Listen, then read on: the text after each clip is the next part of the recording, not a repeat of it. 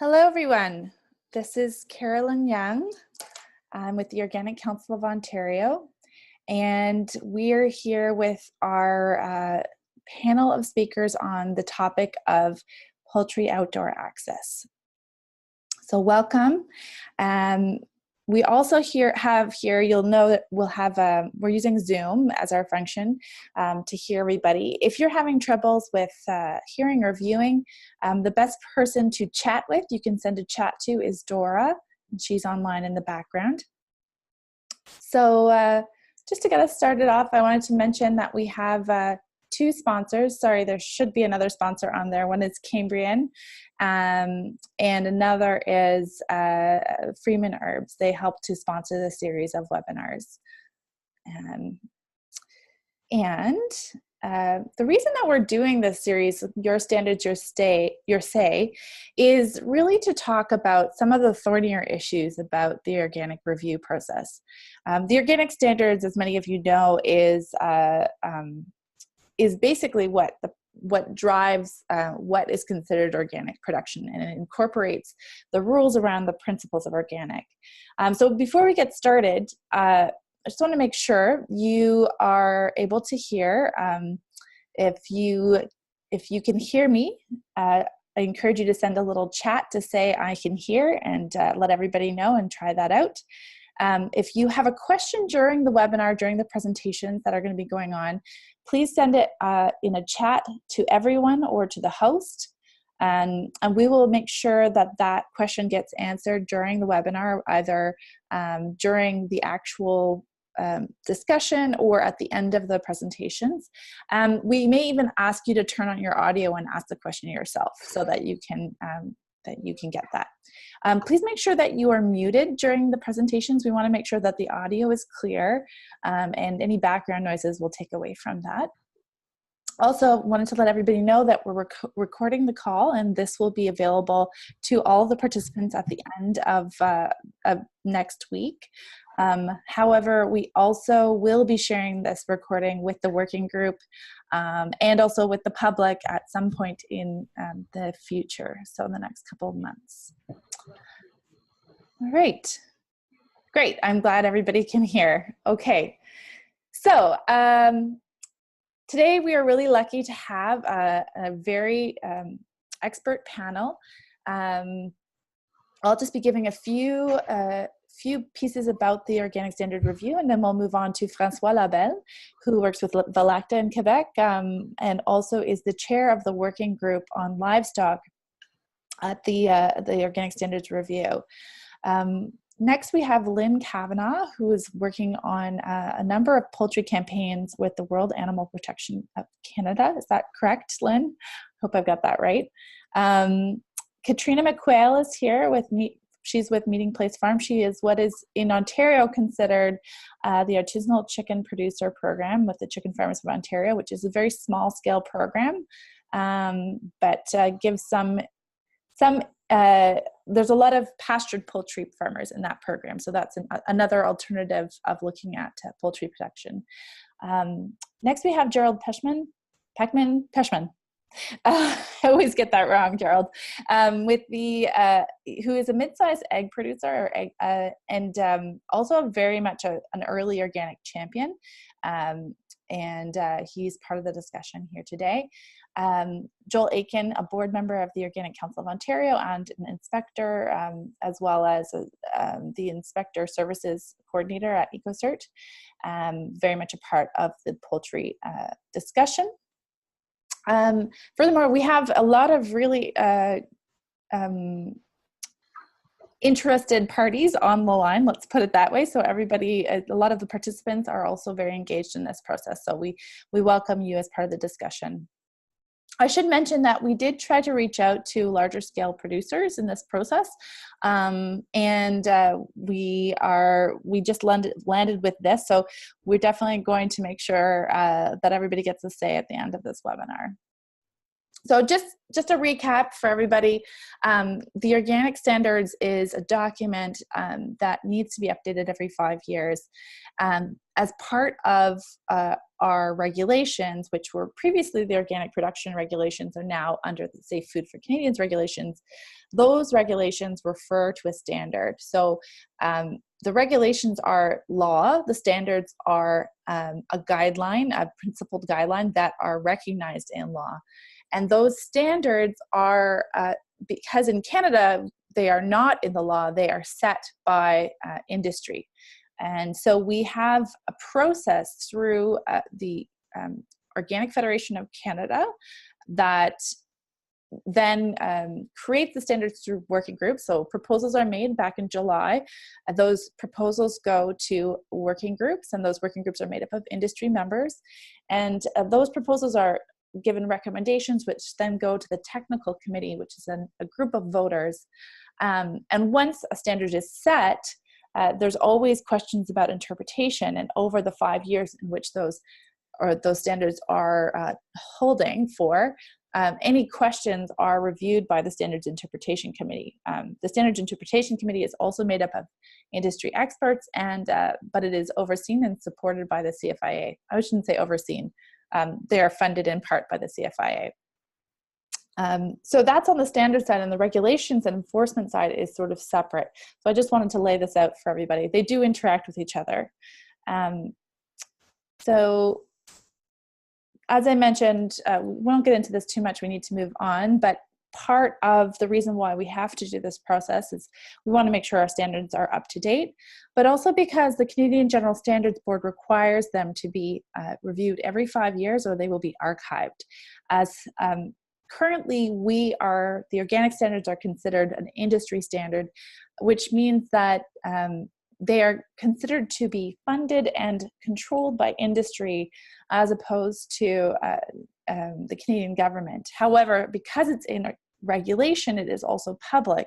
So we have this a bit of a hybrid, which has led to some questions about funding. And in other jurisdictions and all of our major trading partners, they have a funded standard funded by government.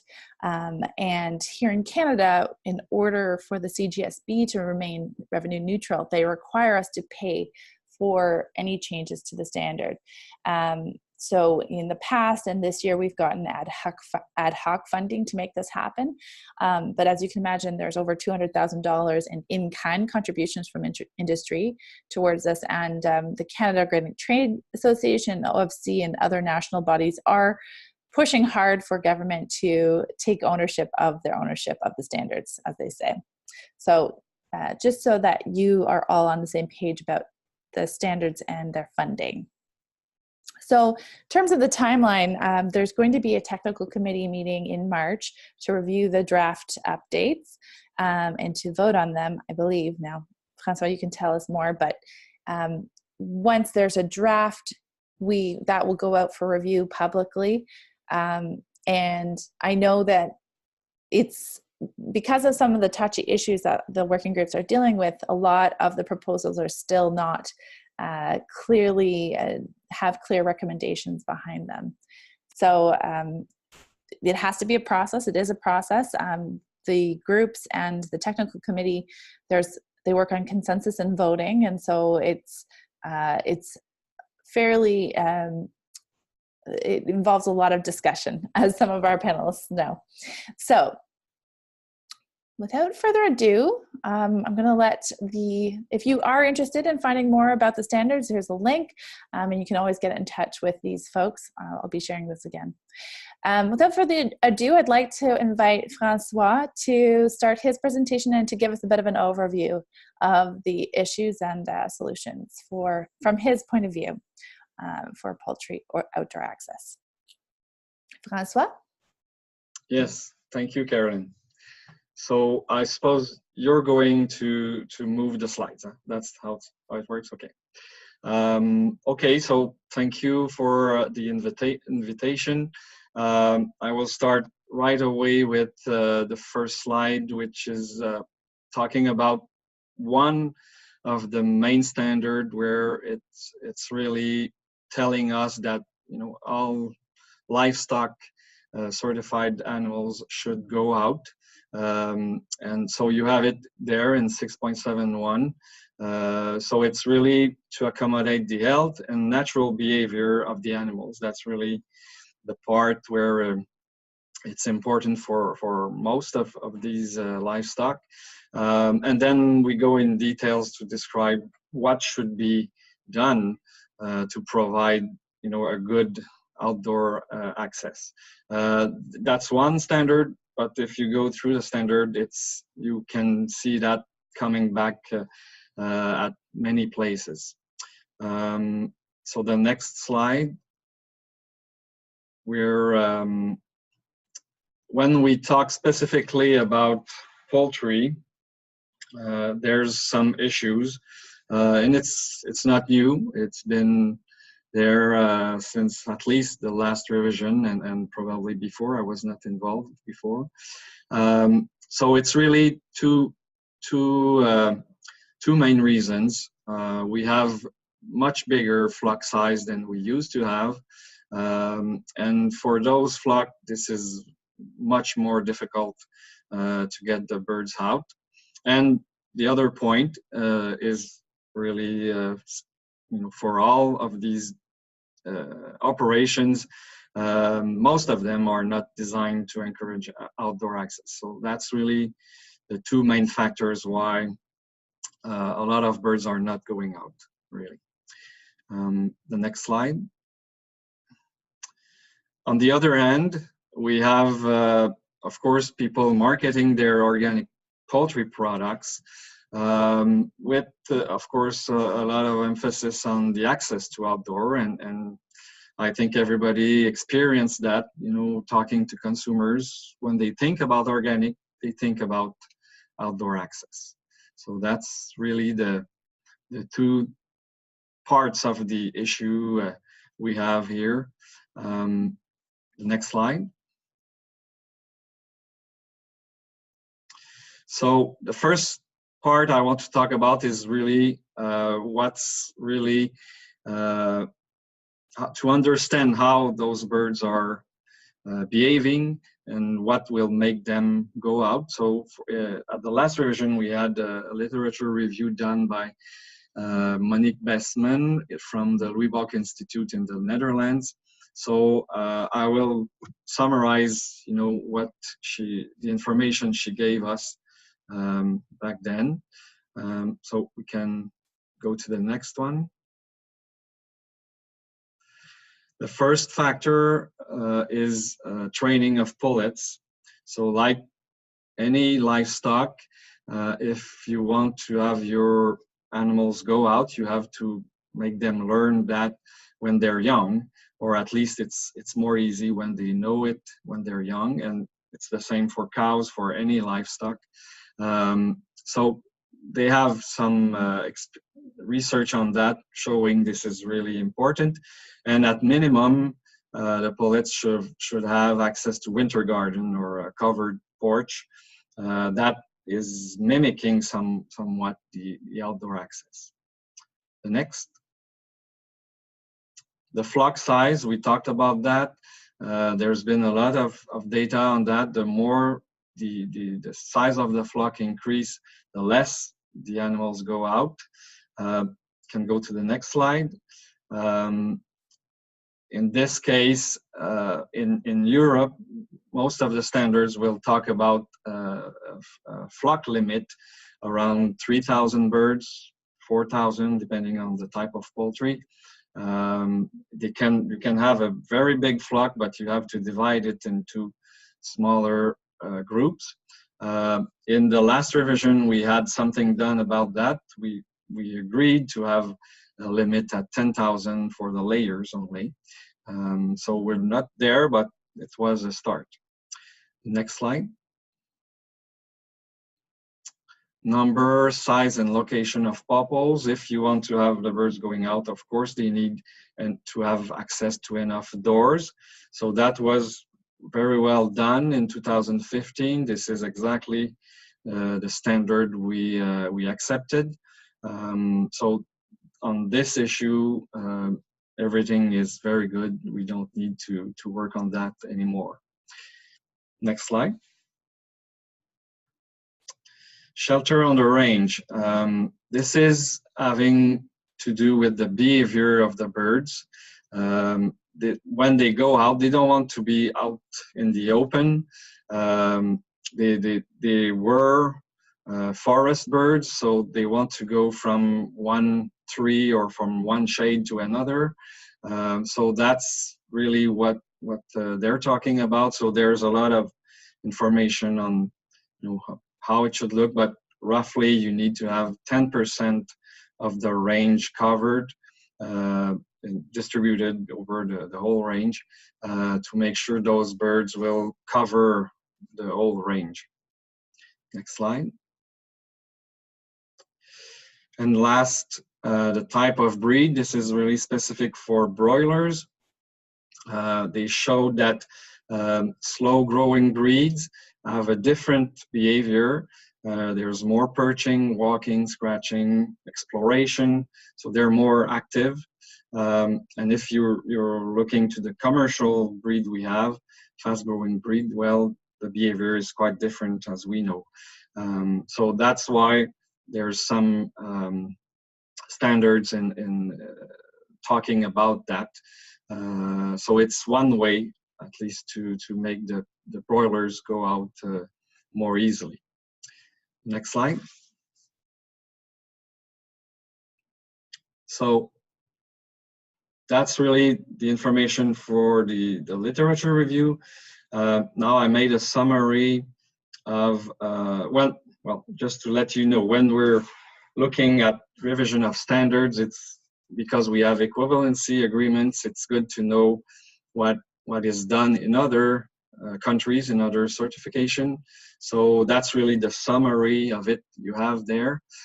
So we compared the Canadian standard to 10 main organic standards in the world. And on different factors, you can see what are the differences. So outdoor access by pullets, it's required by 8 out of 10 of these standards to let them go out around 12 weeks, depends on the standard. Maximum size per flock, it's more around, like I said, 3,000 to 4,000 in the European standards. That's 7th standard they have there.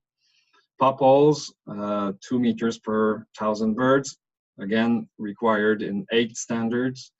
Outdoor shelters, it's required for the same standard, 8 out of 10. And finally, the broilers. There's 2 different ways to deal with that. Some will ask for specific, well, to use slow-growing breed. Others will ask for a minimum slaughter age. So if we combine those two factors, then you have 8 out of 10 of these standards requiring something, either slow breed or minimum slaughter age. Next slide. So this slide is really to show you what were the standards we compared with, and also let you know in which one we have equivalency agreements. We have them with all of them except with Australia. And if we look at poultry specifically, it's only with the US and Japan where there's no equivalency agreements. Specifically on poultry, and it's the main one we're interested in, of course, is the USA, and so it means really they can't import. Nobody can import organic poultry from the USA because they don't have right now the main reason is about the density in the buildings, so they don't have the same densities we have. Okay, next one. So just to give you some examples, it's just to show you it can be done with big flocks. So that's one example in New Zealand, but I can show you like 20, 30 different farms all over the world where with big flocks, 5,000 or, small groups, 3,000, where they can really go out. So this one is in New Zealand. So you see the exit from the barn. The next slide, you will see when one of the behavior we talked about, which is when the birds go from trees to trees. So if you can move the slide, Caroline. So you see they go, a lot of them will go into the shade and go to the next shade, next tree that is beside. So you'll see that in the next slide,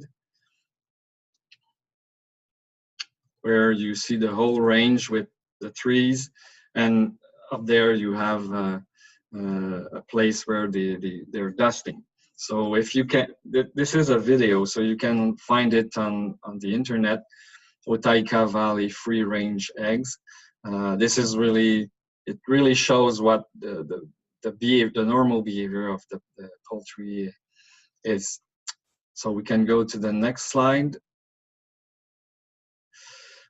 Just to let you know that, to give you the context of the organic livestock standards, we're asking to change some things in the poultry, but we're asking that in other livestock too. So one example of that is the dairy. We asked them a while ago, and it was for people in tie stalls, to make sure they had that the cows had some exercise during winter time. So there was a very well, difficult standard for them to apply that was in place. And right now we see last year we had more than 50% of the tie stalls in Quebec that were converted to free stalls, while they were at more than 90% in the 2011.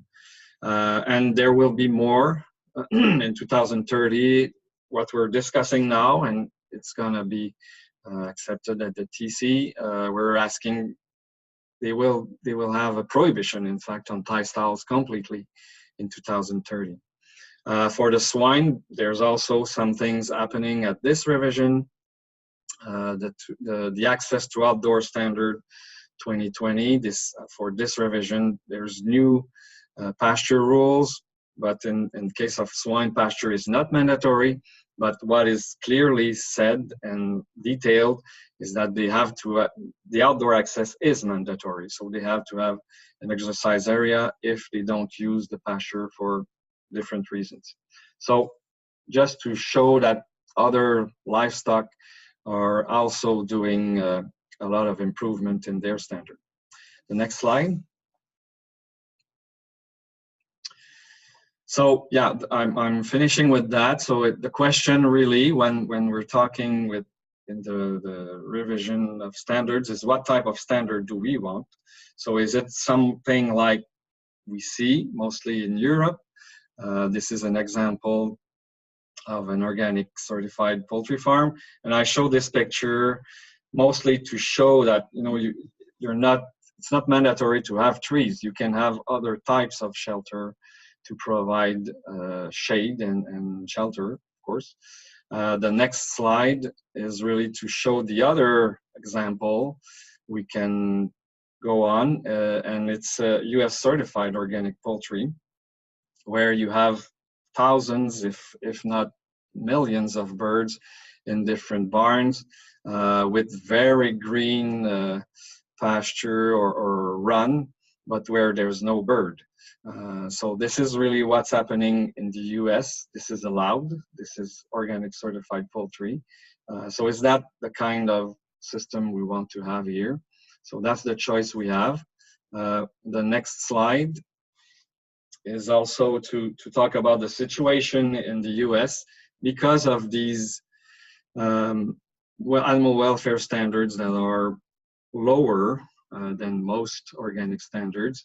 You have new organic standards coming out. Regenerative organic certification is one of them, where they put an emphasis on animal welfare and other issues. But if in our case, animal welfare is really what's interesting us. So they're talking about, of course, 5 freedoms, but also grass-fed, pasture raised, limited transport, and if you can move it a little bit, yeah, no CAFOs and suitable shelter. So that's really to improve, in fact, the original organic standard in the US. The next slide. And again, about the situation in the US, maybe you heard of that, but there was an article in 2017, you have the reference a bit lower, in the Washington Post. It was about confined animal feeding operation in organic dairy, but it could have been done about poultry. And so, yeah, these things happen, and you can imagine what's the effect on the consumer when they hear about that. So I think I'm quite finished. Yeah, that's. Yeah, yes, and I think we'll leave the questions and comments for later. Yes. All right, thank you, Francois. I think that was a really great summary for everybody. Next, we have Lynn Kavanagh, who I think it's really exciting that you're here, Lynn, because I think that often the organic sector, we're talking to ourselves and we're not looking at the bigger picture. So I'm going to ask you to unmute and just let me know when you want to change the slides.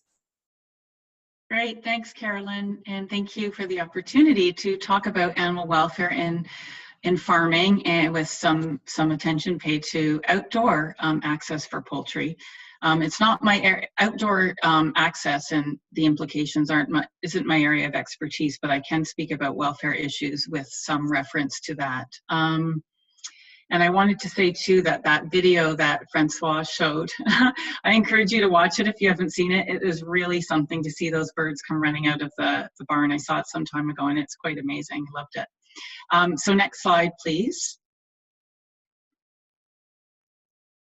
So I just thought just to provide a little context, I'm not going to get into a big long history about our organization and our various programmatic areas, but just to say that farm animals occupy one of our 4 key program areas. And the way we determine what campaigns to focus on in that, in campaigns in general, is the number of animals that are going to be impacted by our advocacy efforts. So how many animals' lives can we change when we try to make those welfare improvements? And obviously with farm animals, with them occupying millions or billions of numbers on a global scale, that's a lot of animals whose welfare we can improve when we advocate for change.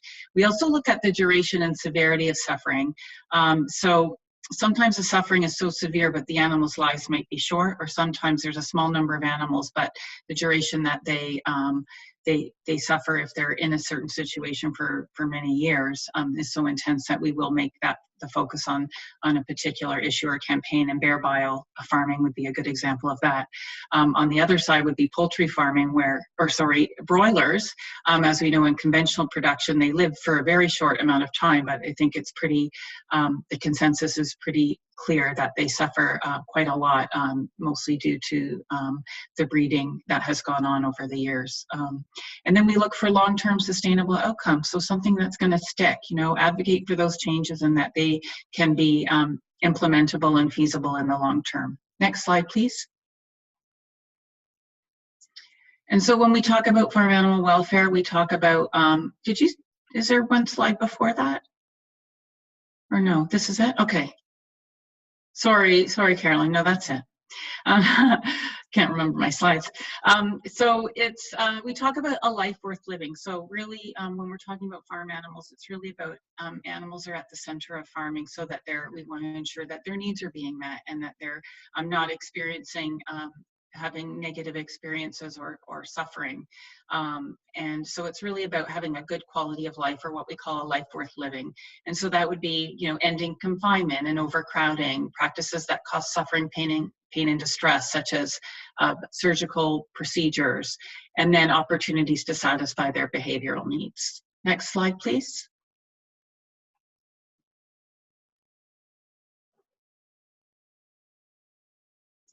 So the 5 freedoms, which Francois showed up briefly at the end of his presentation there. So this really informs our approach to what satisfies good animal welfare. So, and I'm sure many people are familiar with this, but the freedom from hunger and thirst, freedom from discomfort, freedom from pain, injury, and disease, giving animals the opportunity to express and take part in their normal behaviors, and then not having fear and distress experiences, or keeping those to a minimum. Next slide, please. So I thought I'd just briefly go through definitions of animal welfare for people that aren't so familiar, because we're talking a lot about animal welfare, but what does it actually mean? So many years ago, a scientist from the UK, an animal welfare scientist called Donald Broom, put forth a definition that said that when animals are healthy and productive, that means they have good welfare. So if they're producing a lot of piglets, for example, they're being highly productive, and if they're healthy, then they have good welfare. Later, another definition came out called natural living. So this definition says that if animals have room to move around, to do the things they like to do, whether it be forage in the dirt or whatever, then that means that their welfare is good, because they're engaging in sort of what we perceive as like a natural way of life. And then lastly, a third definition was around animals' feelings. So feelings, the idea being that feelings dictate the animal's needs. So if their needs are being met, their feelings are good. And that's really what good animal welfare means. Now, today, I would say that all three together are considered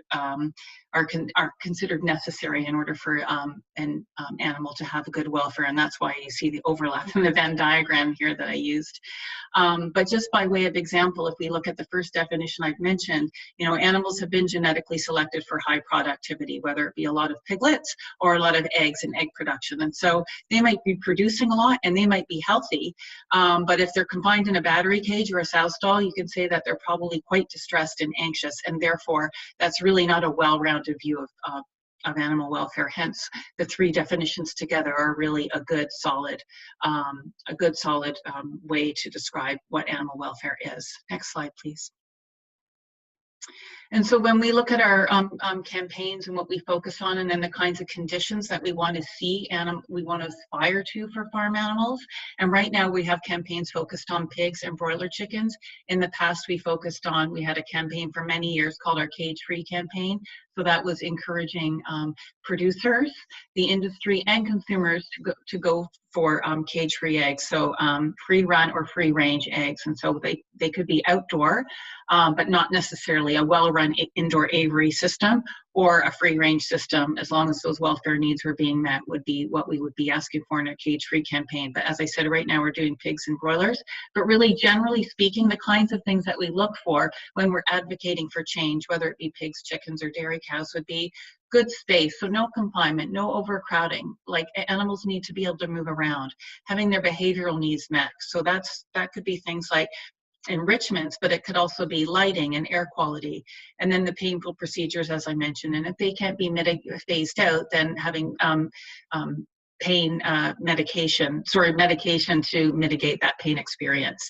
And then specifically around broilers, we also are wanting industry to move towards slower growing breeds, because that has huge implications for other welfare, like the movement and the leg, painful leg injuries and lameness, and actually also relates to what Francois said, and really relates to the outdoor access too, because when the slower growing breeds and their movement is better, that really enables them to take advantage of that outdoor access versus the conventional breeds right now. So that's where you see different welfare issues cross-pollinating, if you will, when they relate to one another, because one has implications for another. And then also, just for your information, broilers are also advocating for changes in slaughter, so controlled atmosphere stunning. Next slide, please. So I just thought I would go through a little bit about what the benefits are of a free-range system, and some of the literature I looked at were around laying hens and broilers, but I'm sure some of these relate to turkeys as well. And I'm afraid some of this overlaps a little bit with what Francois said, but that's okay. It just hammers home the idea, I suppose. So what some of the papers I read is that there's less plumage damage when hens and birds, broilers, spend more time outside.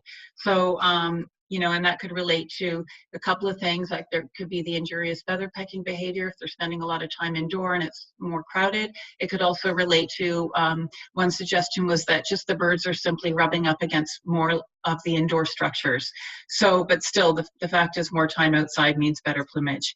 Also, lower incidence of footpad dermatitis compared to doors or birds reared indoors, or those that have access but don't go out that much. And that's important because actually that can be quite painful. And then it obviously, outdoor access gives more enrichment choices. And then one study showed that the birds that were going outside more were foraging more often and walking more versus those that hung around inside more. They were sort of eating and sitting around. So couch potatoes, I guess. And then also from the producer side, the benefit was is that the consumer perception and preferences. So outdoor access is perceived as higher welfare. And we've seen this in polls, various polls around animal welfare, is that one thing that consumers really gravitate to as indicative of higher welfare is if animals can go outside or if they can engage in what's called natural living. And that goes back to that natural living definition. Now, we know we want all three of those things that I mentioned, but from a consumer's perspective who might not have the definitions of animal welfare at their fingertips, they see animals being able to move around and go outside as really an important animal welfare criteria. And so that's a real benefit for producers that can say that, yes, they have a free range outdoor system. Next slide, please. So some of the challenges, and again, I'm no expert, and I'm sure the producers on this call know much more than I do, but the things that came up were predation risk and parasite risk. And another challenge would be outdoor space is not fully utilized, and Francois touched on that a little bit.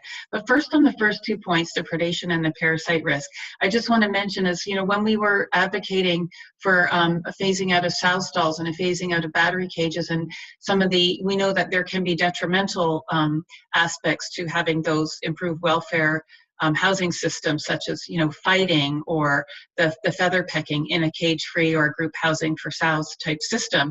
But the kinds of things we would put forward to try to mitigate or offer a different perspective was really, it's about learning new husbandry techniques that maybe you didn't need to do when animals are in these confinement systems. And so good management, good husbandry can sometimes help to mitigate those things. And so maybe with predation and parasite risk too, like just learning the best way to manage that would enable to lessen that, but also have the benefits of those outdoor systems.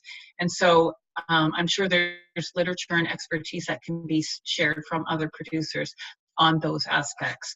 With regard to the outdoor space not being fully utilized, if we can move to the next slide, I just wanted to touch on that a little bit more. So again, what Francois said, but really introducing the birds at a young age would get them venturing outside more through the duration of their life, and providing good trees and range coverage. Found that some of the studies found that that would get them out more even in bad weather. And as well, the more that they went out and the further they went, so the birds that would go out further from the hen house, in the case of laying hens, would actually spend more time outside. So it's sort of like the more adventurous ones. I guess those two things go together, going out further and spending out time outside more often. But to get them to do that, having that good coverage seemed to be a good aspect of the outdoor system. And also constructed sort of coverage was fine. It didn't have to be trees and stuff like that. Next slide, please. So, and I just again wanted to give a little bit more info on the consumer preferences and studies around this. So 2 recent studies on broilers actually, and broilers are really a real focal issue now for animal advocacy groups, and in increasing consumer awareness and societal pressure for making changes to broiler conditions. And so generally speaking, animal welfare is, when surveys and polls are taken, it is considered an important criteria in purchasing decisions for consumers. And when I look at some of the different attributes that consumers find important, as I mentioned, that natural living one often comes out on top. And the 2 broiler studies I just mentioned that just were recently published looked at a whole bunch of different animal welfare criteria and posed those attributes to consumers. And in both the broiler studies, the one said that outdoor access and anesthesia before slaughter were the most important. So if you think about it, it's sort of the natural living and then a humane death. And they sort of, two ends of the spectrum, if you will. But again, natural living came out on top. And then in the other study, the 3 most important criteria were the outdoor access space, which kind of is complementary or companion to outdoor access if you think about it, assuming that the outdoor space is, you know, a well-run and a good system with with room for the birds to move around. And as well, the day-night rhythm was important for consumers. So different aspects will sometimes will fare better, but generally across the board, the natural living one really appeals to consumers when it comes to those animal welfare purchasing decisions. And I thought I would end there on a positive note around outdoor access and the benefits. Thank you. Thanks, Lynn. Before we move on, I wanted to ask you to mention, I know you've been working with some fairly large companies on this. Could you just, to give people an idea of what's happening on the conventional side around animal welfare and the shifts there, could you give us an idea of that? Sorry to put you on the spot. Yeah, sorry. So you mean outdoor? For our broiler campaign, for example, we're not pushing necessarily for outdoor access because we try to make change on a global mass scale, and to get those kind of improvement in animal welfare in those numbers, it would be really hard to push for outdoor systems. But what we do, we push for higher welfare systems in sort of a somewhat conventional landscape. So with broilers, it would be, you know, phasing out the breed, better slaughter, more space, and having enrichments. But if producers want to go to those outdoor systems and they're well run and good, then that's even better. So what we're doing with the broilers is, we're trying to push the big quick service restaurants to make those changes with broiler production. Yeah. So is that the kind of thing you mean? Yeah. So KFC, I think, is one. Yeah, well, we are. You know, it takes a long time to push a big, huge company like KFC. In our UK office, they have had a meeting with them. But you know, that's all I can divulge right now. There's no commitments as of yet. Yeah, and with the cage-free, well, as you know, the Retail Council of Canada has made that commitment to end battery cages a while back. And that's the 7 largest grocers in Canada. So, but we also featured some producers, like there was one in BC called Rabbit River Farms that you probably know about, outdoor aviary system, and it's quite a big production system, and he's got the outdoor issues very well managed, and we did a video about it, so I'd be happy to share any info. That was a past campaign that I didn't work on, but there was a lot of learnings there around the benefits of outdoor. Again, it's around that management aspect and husbandry stuff.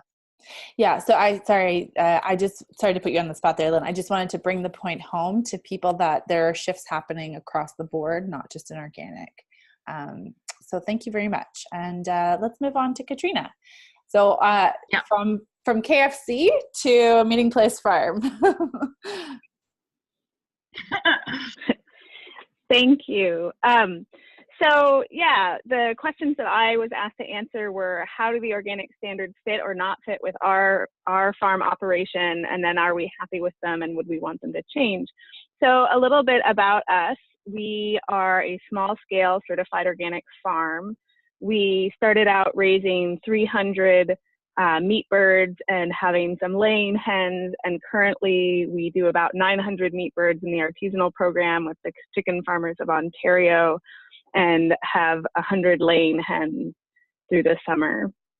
And so all of our birds live most of their lives outside. With our meat birds, I'll talk about them first.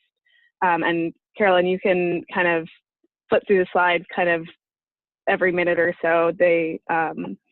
But we get them in as day-old chicks, and we brood them for 4 to 6 weeks, depending on the time of year, inside, and then we move them outside into these range pens, and they are 10 by 12 foot pens. We put 45 birds in each one. They have an automatic water system. They get fresh feed multiple times a day. They have access to all of the grasses and the bugs. And so we are really happy with the system. We generally have very low mortality, usually between 1% and maybe 5% if it's a bad time. Our day-old chicks, so we raise all of our birds to the standard, but we do not certify our birds. We just haven't needed to for our marketing purposes. And then the pens are, as you can see, covered. And part of that is to provide shade as well as to provide protection from the elements. There are times, if it's really hot in the summer, that we will actually spray the pens down so that they get a break from the heat. They get moved at least once a day, if not twice a day. And so all of the birds are required to make it at least 12 to 24 feet every day, but they often run around. The breed that we use are the White Rocks, which is more conventional, and they are fast growing. However, we do raise them for 10 to 11 weeks before they're butchered. Part of why we moved to having the pens was that we had predator issues. And so having them protected allowed us to keep them safe from everything else that thought they were tasty. We have a secondary perimeter. We use electronet fencing in order to discourage predators as well, because they can sometimes get a paw or something under the side of the pen and do damage there anyways. So so this is another photo. We move them around the farm. We generally raise them in 3 batches. And so we'll start one in April, we'll start one in May, and we'll start one in July, and then raise them for the set amount of time. We make sure not to pasture them over the same area. We give each area a 3-year break because the possible disease contamination from birds, we've had issues with that in the past. And then with our laying hens, I think if you drop down to the next one, Carolyn, they have a movable, we call it the chicken palace, but it's a movable pen that is off the ground, has the nesting boxes and roosts for them in it, as well as the automatic waterers and feed. And we move it around the farm. It's usually in the orchard because it allows them to be outside with lots of shade and tree protection and all of the grasses. But it also means that the predators, any bird predators, are unable to land and prey on them. They also, you can just see in the background of that photo, are fenced with electronet as well. We buy our pullets ready to lay, and so we do have to do an adjustment period for the layers from the place that they've been raised to the outside, because we have had issues where the sudden increase in the amount of light that they're getting causes them to have some internal flock issues. We have seen a lot of great chicken behavior in all of our animals. And what I wouldn't know is with the broilers, doing 900 chickens right now is probably about the max for what we're set up for. We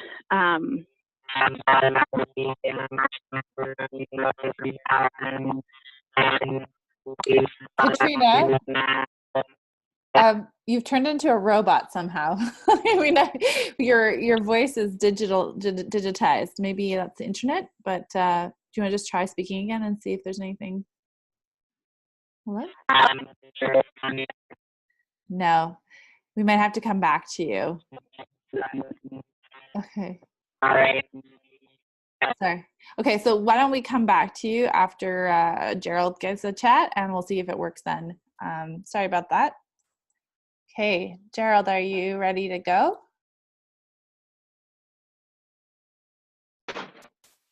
Great. I think so. Okay, great. No robot? No robot. Okay. Well, thank you for the opportunity. Thank you for all the attendance. I see some of the names that I recognize from various parts of society and the marketplace, and I appreciate that. Yeah, we have a good name here. You can't say it wrong. We say Peckman because the average chicken pecks 10,000 times a day. And the Frenchmen, they always call me Poachman. Well, we like poached eggs too. So you can't lose around here. I guess I'm going to try to pose a situation where I'm a kind of an oddity. I'm still one of those middle-sized family farms. When I'm watching the stats, they're showing us that the very large and the very small are accelerating in numbers, while the middle group is disappearing. So I guess I'm a bit of a stick in the wheel there in that case.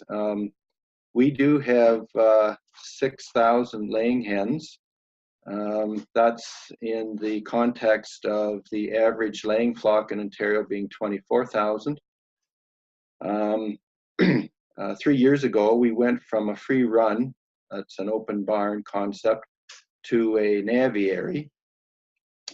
And we did it primarily for two reasons. One was that the equipment in the old equipment was wearing out, and I was having trouble finding the help at clean out time. And the second reason was that the egg industry is expanding quite constantly here for the last 10 years. And organic is continuing to expand within that. And so we would have liked to had more birds. So the aviary allowed us to increase our density by 50% in the same footprint, while at the same time we gave the birds 100% more scratch area and more feeding space, more nesting space, and more roosting space. So one of the limitations, though, was the grazing part, the range part. We are kind of unique in that we, as you see in the right-hand side of the photo there, excuse me, I'm going to mute for a second.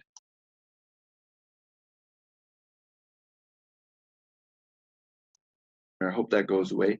In the right-hand side there beside the building are some trees. They're about 200 meters from my barn. Just behind those is the lovely Saugeen River here in Bruce County. The one that was feeding the water to Walkerton, where lovely Walkerton's water quality outbreak happened in 2000. So we are in a zone, a fly zone for migrating birds.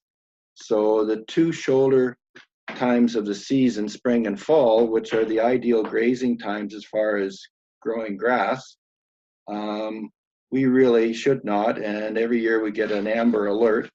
So it's my responsibility to make a decision whether I keep the birds inside or let them out at some risk to the industry.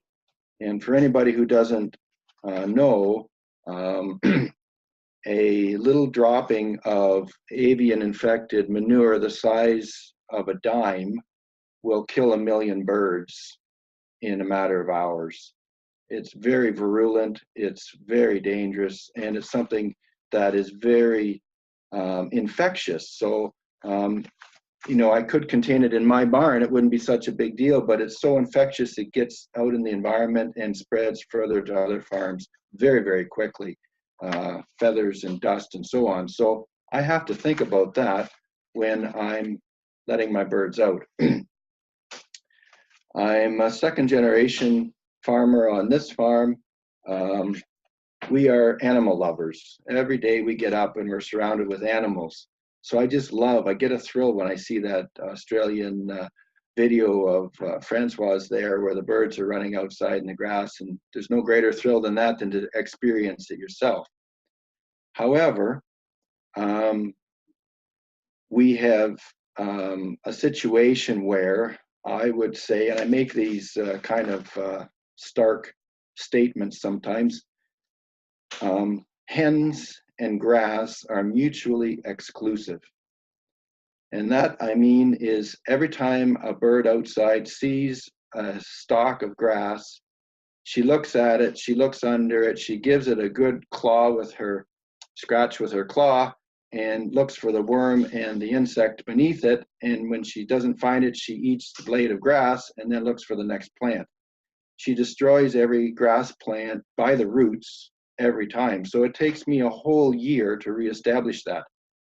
The other little limitation, which is not insurmountable, it's just a management. You can see here I've got gravel in front of the barn, and I need to have where that little streak of snow is in front of the barn, I need to have from there to the barn gravel so that there is no chance of rodent habitat. This particular roadway is here so that I can take my greens to the winter garden, which is in the background there. So the layer barn is on the left. It's a standard truss barn, steel-clad, insulated barn. And the far end there is the coverall, the winter garden, the dome, whatever frame of terms you'd like to put it in. I'd like to say here as well that we're quite grateful that the Greenbelt has been paying attention to local food initiatives and innovations. And I was able to access the Greenbelt grant for that concrete wall you see there under the coverall. And that is to make that building as much or more biosecure than my main building. And so I used it to my end, but it's to also illustrate that I need to take into account my natural working environment if I'm going to try to make improvements. Some of the things that I would say the aviary addresses in terms of Francois' presentation, the large flocks, it's not so much a problem in an aviary. We learned this firsthand. We learned that the number of pop holes becomes obsolete because the birds in the aviary barn, the barn is still entirely in one pen. I can divide it into two if I wish, but the birds become one flock. And to describe it in visual terms, if you look at some of the films and videos in the sea, you see that the fish travel in schools. Well, chickens do too. And so they move in and through the system.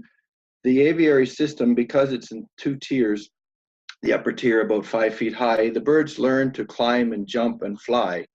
And it allows them to be curious. So the door that you see on the right there is only 11 feet wide. It is the only door in that barn. It's opened by a computer every day at the same time. And the birds flow out of there over the course of about 15 minutes.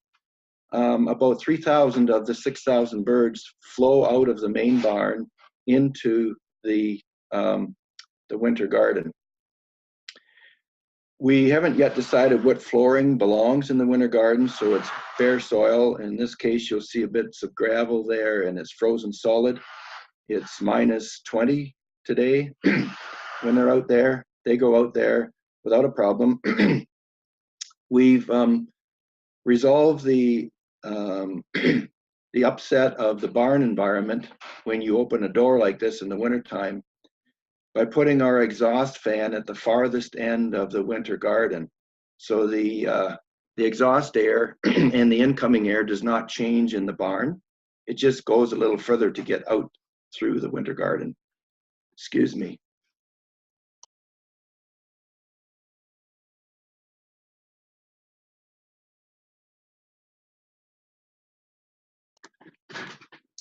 I think one of the things we need to keep in mind in terms of honoring some of those freedoms of the bird are we need to bring some additional helps to the environment. So I think maybe the next slide or two might show it. We've introduced a bale of hay there you see in the top, big round bale, so the birds are able to dig into that, scratch, and pull the leaves out of the alfalfa bale. Behind that bale, you're not able to see well. I've brought in a bucket load of, there we got a little better picture, a bucket load of compost, and that's to introduce the worms and insects from the compost row, essentially vermiculture. What I didn't plan for, though, very well was that This time of year, my compost row, where I have all of this stuff outside, a windrow, is frozen solid. And in a matter of a couple of weeks, the birds completely decimated and consumed the bucketful that I brought them. So they're presently without compost, and the same with the gravel. I was just dumping several yards of road gravel in there, and they gladly scratch through that and pick out the limestone, and it just supplements the calcium in the diet. Just to the front left of that bale, you'll see it looks like a green patch.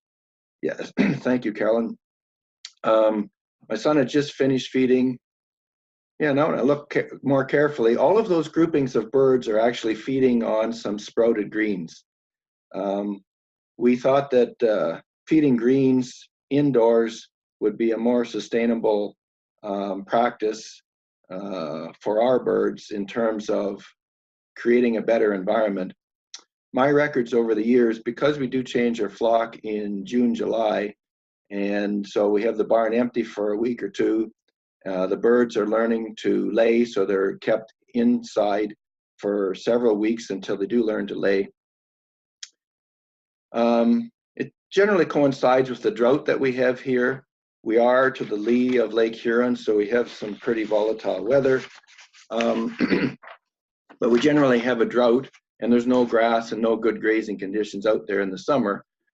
But apart from that, my records showed that we only had 50 or 60 days of grazing time in the whole year. And 60 out of 360 to me is just not good enough. Primarily when I see that the consumer's perception of natural living is outdoor exercise daily and access to fresh greens. And I love that even when I go to a restaurant. So I actually measured how many greens grow in the grass out in a square meter in the yard. And I can easily feed the birds that much inside every day, all year round. So I can control how much they get. I control when they get it. I control that everybody gets access to it rather than the 5 or the 10% that Francois was alluding to in terms of making use of the access.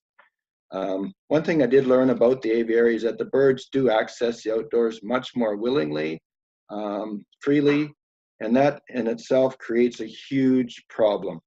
And that is, being to the lee of Lake Huron, we have some severe weather coming off the lake. We have extreme weather conditions, as high as plus 40 some days and minus 2 or 3 in the evening or early morning.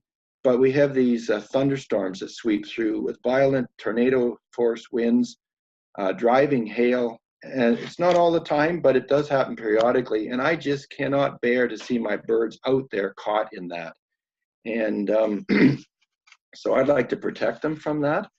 And these seasonal extremes also leave my range area either in mud or in desert. And I'm an all-round ecologist. I see no benefit to the overall farm ecology to having wasted space outside. As soon as it rains, that chicken dung, fresh chicken dung, is immediately eroded into the environment, and that I actually take legal risk for. So for those reasons, I thought we needed to find something different, something better, and maybe something of a compromise. In my case, I'm going to propose that keeping these birds inside this building, feeding them greens and giving them the added toys and treats, those 60 days of the year that they could normally go out, it's better to have those 360 than to have outdoor access only 50 days with all of the limitations that go with it. Now we're a long way from changing the standard to accept that. But the biggest problem I have with the aviary and with the success of this whole outdoor project is on those days when I do need to keep the birds inside. It takes the birds 2 to 3 weeks to create a habit, and it takes them just as long to end a habit. So when I have to keep the pop hole open, I have hundreds and hundreds of birds piling upon each other to get out the pop hole, because it's 1 minute past 1 o'clock and that hole is supposed to be open today. And I have decided that it's not a good day for them to be out.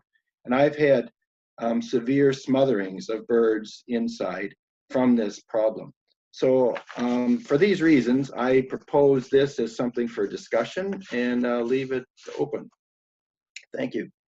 Okay, thanks, Gerald. I apologize, we're getting a little bit short on time, so I'm not gonna get Katrina back on right now, but move right to Joel. So yeah, if we can keep it under 5 minutes, Joel, I know that's pushing it, but we'll get a chance to give you more time to chat when there are questions. Okay, I'll try and go through mine quick. Okay, so hold on 1 second. Okay. All right, open. Joel, if you can start talking and I'll bring your presentation up, sorry. So I tried to take a bit of the current standard and the way things are worded right now and the difficulties of trying to inspect to that and trying to write non-compliances to that when as Francois pointed out in the first presentation, the expectation is that birds are outside and that producers are encouraging them to be outside. And we are seeing some producers where that's not happening or not happening at a significant level. And so we're working. So I'm just trying to go through some of the reasons why that's hard as a certifier. So if we can go to the next slide there, Carolyn. The first one is timing of an inspection. So the same as Gerald was just talking about, how few days of the year birds can really be outside in his circumstance or in different production systems or whatever. Really, an organic inspector is on the farm half day a year. So 0.1% of the time. So to see everything we need to see in that one half-day inspection is difficult. And trying to see birds on range at that is also difficult, especially if one producer is letting their birds outside at 1 p.m. or at 6 p.m. or at 6 a.m. or whatever it is. Trying to coordinate that. We can try and do that ahead of time, but weather changes and all sorts of stuff. So that's a minor one. Let's move on to the next. Then we get into the current standard allows access to the outdoors to be limited for several different reasons, as long as confinement is temporary. And so the definition of temporary, if a producer documents every single day a valid reason for temporarily restricting outdoor access, except for 1 day per flock on which they open the doors, they could theoretically be compliant, at least with this clause of the standard. I'll go to the next and we can see that there's some other lines that they wouldn't be compliant with. This is another one that gets very complicated to inspect to. It says that poultry shall be reared in open range conditions, and those outdoor areas shall show signs of use appropriate for the season. So what is a sign of use and what is appropriate? Is a single feather or a single chicken dropping in a yard outside of a barn with 20,000 hens in it a sign of use? Is that an appropriate sign of use? That is something up for interpretation. We've had producers argue on one side of that and an inspector or a certification officer argue on the other side of that. That gets difficult. Let's go to the next. Layers may be confined during the onset of lay, and that is until the peak production is met, but then outdoor access shall be for a minimum of 1/3 of its laying life. So what is 1/3 of its laying life? Is that calculated in terms of 1/3 of the months that they're laying, the weeks, the days, the hours, the seconds? That could be a really long time. That could be as long as the doors were open at least once in July, they had outdoor access for a month. They had outdoor access in the month of July. So these little things can get a little bit tricky to interpret as an inspector, as a certification body. They're not the end of the world. We can come up with solutions for them. But counting things gets complicated in an inspection. We can go to the next one. What really is outdoor access? Does it mean that there is no physical barrier stopping a chicken from going outside? Does it mean that there's no significant barrier restricting a chicken's ability to go outside? Or does it mean that a significant portion of the chickens in a given flock are going outside?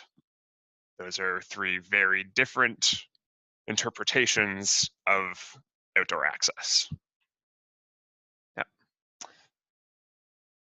Going further than that, what is outdoors? Can an outdoor space have a concrete floor? What about a roof? What about screened in sides? Can it have tarped walls? What about solid walls with windows? Can it have a fan or lights? Can it have all of the above and just a dirt floor? What's outside? What's indoors? What's outside? We don't have a clear definition of that. Gerald, whether that, like, that winter garden, is that outdoors? Is that indoors? There's no law that says which is which. Yeah, so we can go to the next. So these are potential changes that have been at least discussed. Maybe not all of these have been discussed in the working group. I don't know if all of them have been officially proposed as potential changes to the standards, but potential things that we could do to potentially improve outdoor access for poultry include changing the conditions of the outdoor area. So adding appropriate overhead cover to provide hens with protection, increasing the area of pasture provided for the hens, mandating minimum pasture rotations, mandating a transition area between the indoor and outdoor space, like a winter garden or something to that effect. Next, we can change the flock or bird bite dynamics by reducing the maximum flock sizes, ensuring that pullets are trained to explore their environment, jump up onto perches, exit the barn through pop holes.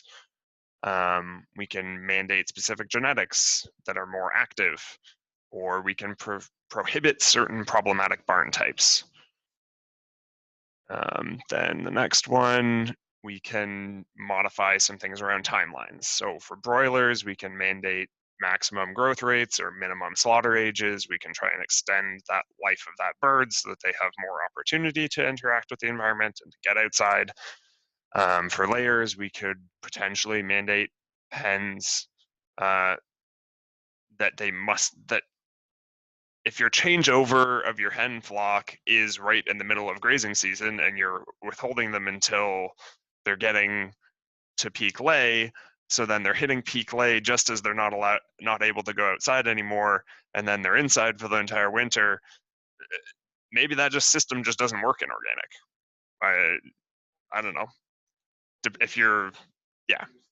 We could put in some mandates around timelines for layers as well, potentially. Then the next one, then we can get into outcome-based things. So we could just mandate that all organic poultry that are raised during the grazing season must be raised in mobile pasture-based production units, like what Catherine's or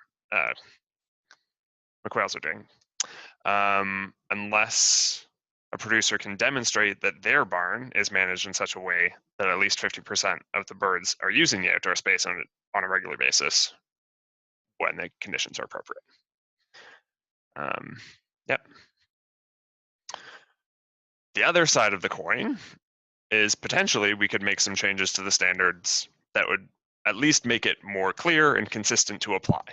So instead, we could make it clear that organic poultry need the ability to go outside if they so choose, but that if no significant percentage of the flock choose to use it, that's perfectly compliant with the standard, as is the case.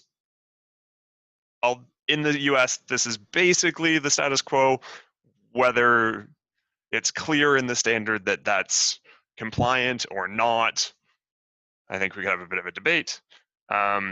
We would, in that case, have to change the Canadian standard to make it so that producers do not need to actively incentivize or make it easy for poultry to use their outdoor areas, because that is required in the current standard.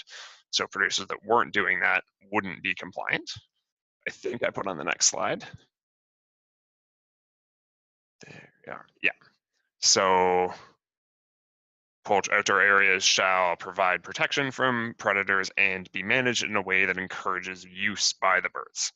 So the current writing of the standard does require that we need to encourage use, and that the expectation is that they are actually out there using it, and that it's not just a nice to have, that they have the ability to potentially use it if they so choose.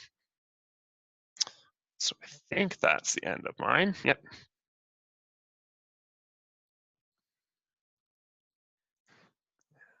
Okay, thank you so much, Joel.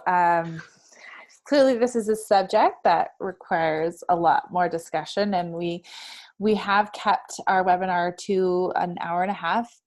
We are happy to go over that time, but I want to make sure that people are aware that they can leave at any time. I'm going to open up the floor for questions.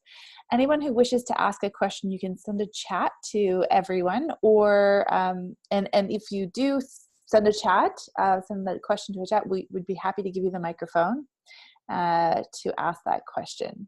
But in the meantime, while we're waiting for questions, one question that I have, and I'm just going to turn my video on so you're not looking at a dead screen. One question I have is, how does the quota system play into all of this? All of the poultry products, such as broilers, eggs, and turkey, are all regulated within Canada. So farmers are not only taking the investment of getting into organic by having a larger barn infrastructure and other expenses, but they also have to have quota for their birds and for egg production.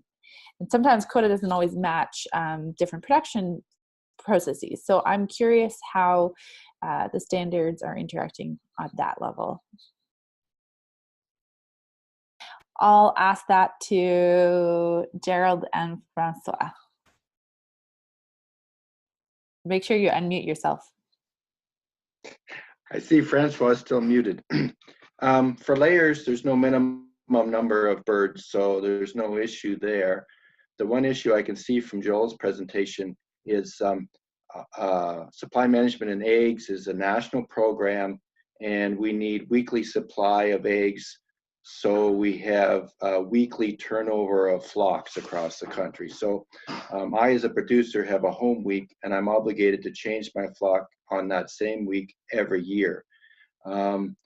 We chose the summer to change our flocks because we found that the biggest demand for organic eggs seemed to be in September, October, and it really tailed off in May and June. So that really nicely coincided with our production numbers. And we found that maybe many consumers are well-to-do because they seem to stop eating organic eggs in the summer when they went to the cottage. So that's why we sort of ended up in the spot where we are with our own flock. Francois, do you want to speak to that at all? Yeah, well, I think Gerald is really explaining it well. I don't see any issues really having the quota system. In fact, is making, you know, in milk or chickens, this is ensuring the farmers like a minimum price that you don't have in other countries. So, and on top of that, you get the premium. So I see it as an advantage. Yeah, I guess what I was thinking about was some of the suggestions or recommendations for changes include sort of the outcomes based, you know, there's, so Joel was suggesting some differences in timeline, or that there's a minimum number of weeks to to slaughter. So those are the types of things that I wonder how that fits within the quota system. Well, it's, again, I don't know all the details for broilers, for example, but you can, it's a matter of, from what I know, it's a matter of planning. So if your things are planned ahead with the slaughterhouse, with the quota system, I think there's nothing very challenging there. But again, I don't know all the details of these regulations. Okay, I have a question from Helen. Helen, I'm just going to unmute you. Helen Saint-Jacques, maybe I can't unmute you. Oh no. Okay, yeah, you're unmuted. Do you want to ask your question? Doesn't seem to be working. Okay, Helen asks, Lynn, is the consumer research you cited on your website, were any of the studies based on Canadian and or US consumers, grocery decision makers? Oh, hi, Helen and Carolyn. I just replied via chat, but they're mostly Europe, and I'm happy to share the references, the papers with Helen if she wants to. Maybe through you, I could send them to you, or she could send you her email address and I could send them on. Sure. Okay. I'm wondering if, I know there's a couple of folks on here from Chicken Farmers and Yorkshire Valley Farms. I wonder if you have any comments you want to make, if not questions. You can feel free to unmute yourself at any time. So I'm going to ask another question in the meantime. One of the questions I had is about the breeds. So we had this conversation beforehand, Gerald and I, about breeds and the limitations on basically your the quick growing breeds, the ability to find other breeds for the size of flocks that are being used in organic is basically zero. So my question really here is, so there's a lot of solutions on the table, and I have a lot of questions around what kinds of research should we be doing as an organic sector in preparation for, the next standards review process, because it seems like some of these things should be evidence or research informed, or at least developing, for example, a new breed.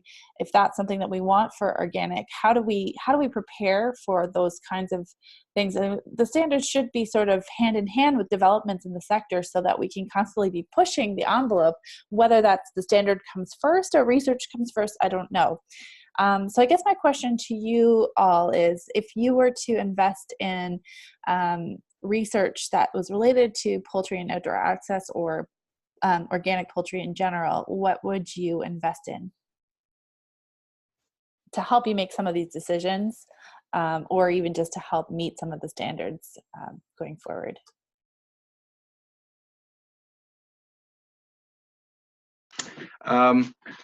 I didn't address it in my little thing. I'd like to sort of focus on normal behavior. I liked Francois using the term, and I noticed in that New Zealand video, the birds were running out down the ramp and running out into their area. There was a large area of this environmental degraded material before they got to their grass. For the birds, what's normal for them is how they've been raised. My birds were raised in a free-run barn before they came, and it was just heaven for them to put them in an aviary. And they're just fine. They're dust bathing on the litter, on the dry litter. It's fresh. Gerald, sorry to interrupt, but can you just explain for some of us who aren't really, don't know the specifics, what the difference between a free-run and aviary is? A free-run barn is wide open. Again, generally speaking, the feeding and nesting and everything are on the same floor level. The birds can jump up for nesting or somewhat for roosting. Sometimes we modify those floors with a decking area so the birds can jump up onto the deck It's kind of like a stage. They may feed or water or nest up on that deck, but it's essentially pretty much one level. An aviary has 2 or 3 levels, and each level can only be gotten to by jumping up or flying between 18 inches and 2 feet. And they get to the top level from jumping up onto a perching bar into the first level, out onto a bar up to the second level, out onto a bar up to the third level. So it really teaches them to be monkeys, essentially. And keeping in mind that these birds have been bred as light as possible. Like, we're dealing with brown because brown seems to be exclusive egg color for organic. These birds are as light as they can possibly be. They're only half the weight they were when I was a kid. They still can't fly. They still have to jump, and they land by accident. They crash land every time. So they're really not made to fly around. So normal behavior for them, if you go back to their breeding, they're jungle creatures. Normal behavior is hiding under shade of a tree in a jungle and eating any bugs that might arrive. I'm not so sure if we project what we really want in the ideal environment for a hen, at least, is going to include that green grass grazing, because, like I said, they're mutually exclusive. If you provide the grass, she destroys it. So I'm thinking that we got to reconsider here. A bird is not a cow. A bird is not a dog. And I see more and more people leashing their dogs and caging their dogs. But we can't do it with our chickens. Like, it's kind of ironic here how we think about the world. Okay, thanks. Okay, so I'm not getting hands up. I'm wondering if that's because people are shy or if it's because they've been part of this conversation already.